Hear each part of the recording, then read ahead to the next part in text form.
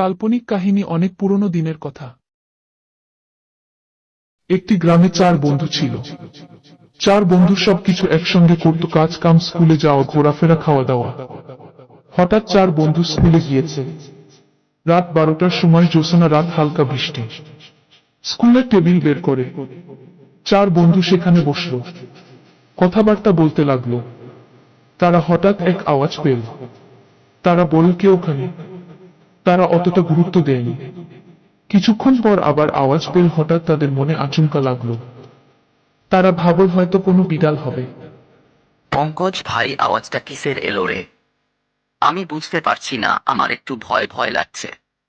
কি যে বলিস, তোর আবার ভয় লাগছে? আমার হাসি পাচ্ছে। হয়তো কোনো বিড়াল হবে।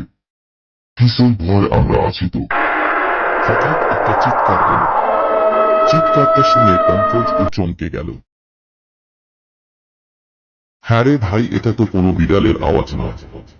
পঙ্কজ পিছিয়ে তাকিয়ে দেখে তার বন্ধু নেই। বন্ধুকে না দেখে ডাকতে শুরু করলো, প্রশান্ত, প্রশান্ত, কোথায় তুই ভাই? প্রশান্ত, কোথায় গেলি? প্রশান্তর কোনো আওয়াজ পাচ্ছে না। প্রশান্তর কোনো ডাকে সাড়া নেই। কি করে দেবে? প্রশান্তকে তো নিয়ে গিয়েছে। স্কুলের পাশে এক ভয়ানক গাছ ছিল। গাছে থাকতো এক প্রেতাত্মা। এ ভাই ভাই, প্রশান্ত কোথায়? চল আমরা বাড়ি ফিরে যাই। প্রশান্তকে না নিয়ে বাড়ি যাওয়া যাবে না। 3 বন্ধু স্কুলের চারপাশে খুঁজতে পাচ্ছে না। হঠাৎ এক বন্ধু বলল, ভাই চল তো ওই গাছটার কাছে। 3 বন্ধু ওই গাছটার কাছে গেল। যখনই গাছের কাছে গেল, খুব জোরে বৃষ্টি শুরু হলো আর হাওয়া এলো। মনে হচ্ছে বন্ধুদেরও উড়িয়ে নিয়ে যাবে হাওয়ায়।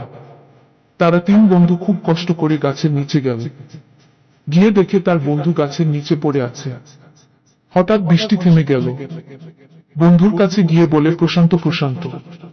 প্রশান্ত উঠছে না। 3 বন্ধু প্রশান্তকে ধরে বাড়ি নিয়ে গেল। সেদিন থেকে তারা কখনো আর রাতে স্কুলে যায়নি। ওরা বুঝতে পারছে ওই গাছে কোনো প্রেতাত্মা থাকে।